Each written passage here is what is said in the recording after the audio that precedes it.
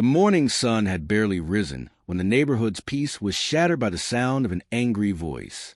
On a quiet suburban street lined with freshly cut lawns and pastel mailboxes, a woman's shrill tones sliced through the air. A little black boy, no older than 9, stood frozen at the corner, clutching his backpack, eyes wide and fearful. "Who are you?" the woman barked, her phone already raised to record. "You don't belong here. I'm calling security." The boy looked around, confused.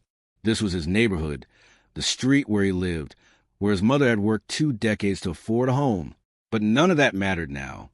The woman, dressed in a crisp white blouse and clutching a steaming coffee cup, saw only his skin. Within minutes, a crowd gathered, parents waiting for their children, a few teens filming with their phones, a security officer pulling up in his cart. The woman, self-appointed guardian of neighborhood safety, proudly announced she was on the HOA board. "He's loitering," she insisted. "This is private property. These people think they can just walk anywhere they want." Her words burned like acid. The boy's voice trembled as he tried to explain, but fear choked him silent. The crowd stared. Some frowned but said nothing. Others looked away. Then, from down the street, a black SUV rolled to a stop. The driver's door opened, and a woman stepped out in full uniform, polished badge glinting in the sunlight. Her posture radiated calm authority, yet her eyes held a storm. She had come only to drop off forgotten lunchbox. But what she walked into was a scene that would soon echo across the nation, because the woman shouting at her son, the self-proclaimed protector of the neighborhood, had just picked the wrong family to humiliate. She didn't know that the little boy she'd accused of trespassing was the son of Chief Alana Brooks, the first black female police chief in the city's history. And she had no idea that her actions that morning would change everything, about the neighborhood, about accountability, and about what it truly means to protect and serve. Chief Alana Brooks never wanted power. She wanted peace. After 20 years in law enforcement, 15 of those spent fighting stereotypes, isolation, and institutional resistance, she had finally earned the respect she once thought impossible. Her promotion as police chief was more than a title. It was a statement. A single black woman leading a department in a predominantly white city was both historic and controversial. Headlines had called her the face of change, while online forums flooded with hate. But Alana didn't do it for fame.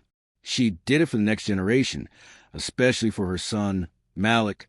Malik was the reason she moved to Oak Ridge Estates, a gated suburb with good schools, trimmed hedges, and an air of security. To Alana, it seemed like the perfect environment to give her child a normal, worry-free life. But she had underestimated something deeper. Oak Ridge looked perfect on the outside, but beneath its calm surface lived quiet prejudice, polite smiles masking discomfort, invitations never extended, neighbors who waved only when others watched. At first, Alana brushed it off.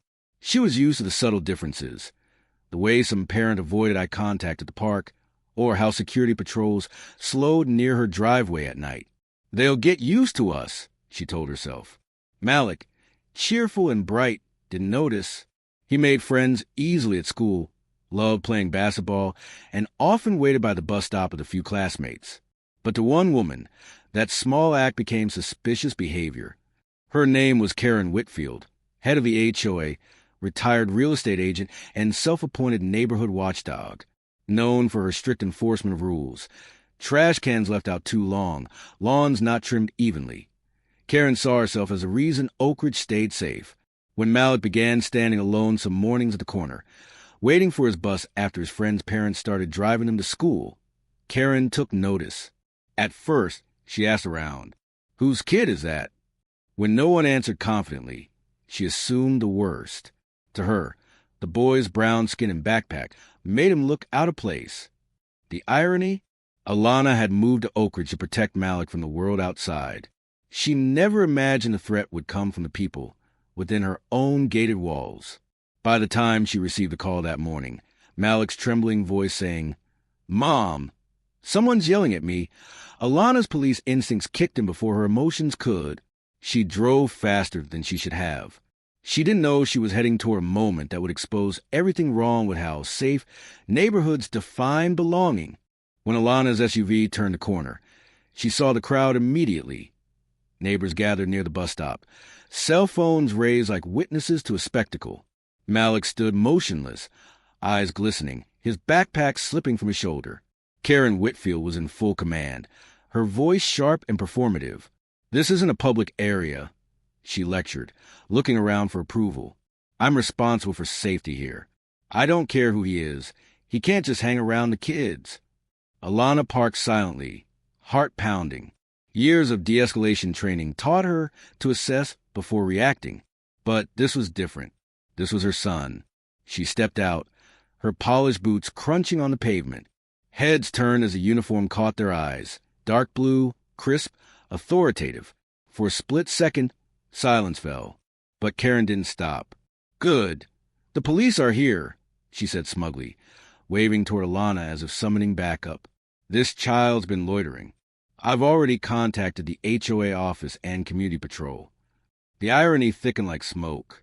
Alana's officers, responding to Karen's call, arrived seconds later, 2 squad cars pulling up behind her. Their eyes widened when they saw their chief standing there.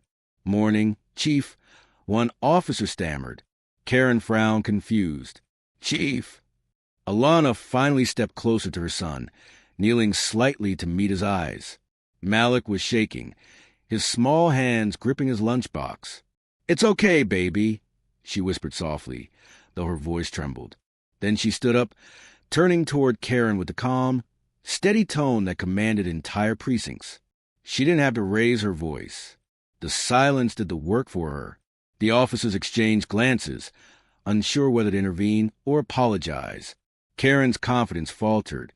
She looked from Alana's badge to Malik's face, realization dawning slowly, painfully. You're the chief?" she stuttered. "Yes," Alana said simply. The air grew heavier. The crowd began to murmur. Someone stopped recording. Someone else looked away. Alana could see it in Karen's eyes. The sudden backpedal. The desperate search for justification. "Oh, I didn't know," she began. "I was just trying to protect the children. You understand how things look, right?" But Alana didn't respond. She had spent her entire career hearing those words used to justify harm. "You understand how things look." It was the anthem of every bias encounter she'd ever investigated. What hurt most wasn't the public humiliation. It was that her son, at 9 years old, had already learned what it meant to be seen as a threat. That day, Alana didn't just confront Karen. She confronted a truth she had tried for years to outrun. That no matter her badge, title, or accomplishments, racism had a way of finding her doorstep. The tension erupted like a silent storm. Karen stood frozen, trapped between guilt and pride. The watching crowd wasn't on her side anymore. Some whispered disapproval. Others shook their heads. Alana took a slow breath. "You called my department on my son," she said evenly, "because he was waiting for his bus. On his own street." Karen swallowed hard. "I didn't know." "That's the problem," Alana interrupted gently. "You didn't know. You didn't ask. You just assumed." Her words carried more power than shouting ever could. One of the officers stepped forward. "Chief, would you like us to handle this?" Alana shook her head. "No, this is already being handled." She turned back to Karen, her expression unreadable. "Do you realize what happens when you call the police on a black child?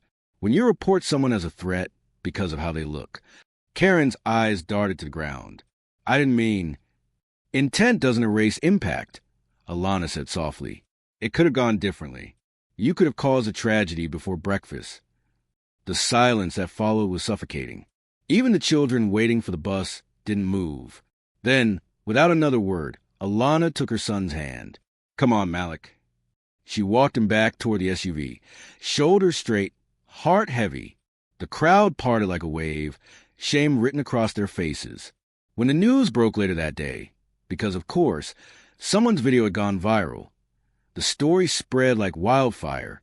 HOA woman calls police on police chief's son. The irony was too sharp to ignore. Reporters camped outside Oak Ridge. Commentators debated racial bias in gated communities. And Karen became the face of modern ignorance. For Alana, it wasn't victory. It was heartbreak wrapped in truth. She hadn't wanted to humiliate anyone. She wanted understanding.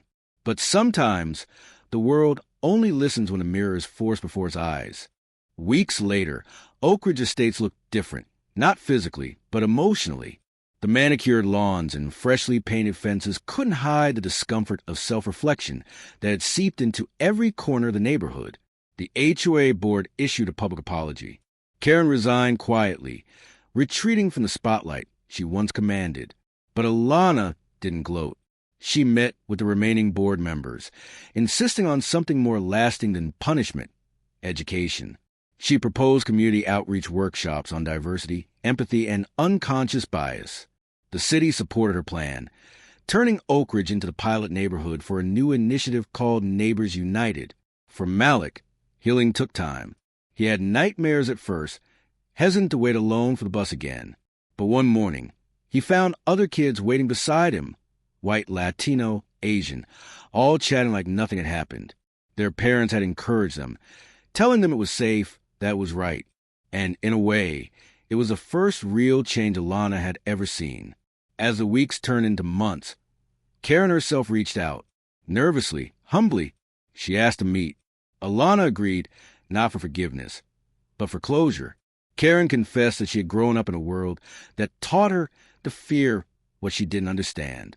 "I thought I was protecting the community," she admitted quietly, "but I was really protecting my ignorance."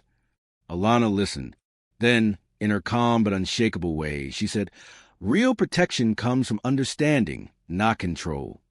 They parted on uneasy but respectful terms. By the time spring arrived, Oak Ridge had changed. Not perfectly, but genuinely. Neighborhood barbecues included everyone now. The security patrols no longer profiled residents. And Malik, confident again, walked proudly to his bus stop, waving at neighbors who now waved back for real. The viral video eventually faded from headlines, but the lesson it sparked lingered far longer. That power isn't the badge or the title. It's in the courage to confront what's wrong, even when it wears a face of normalcy. Chief Alana Brooks continued to serve her city, not just as an officer of the law, but as a mother, a protector, and a reminder that change often begins at the exact moment when prejudice is exposed to truth. And every morning, when she watched her son climb onto the yellow bus, she saw hope, not fear, because that bus stop, once a symbol of injustice, had become a beacon of progress.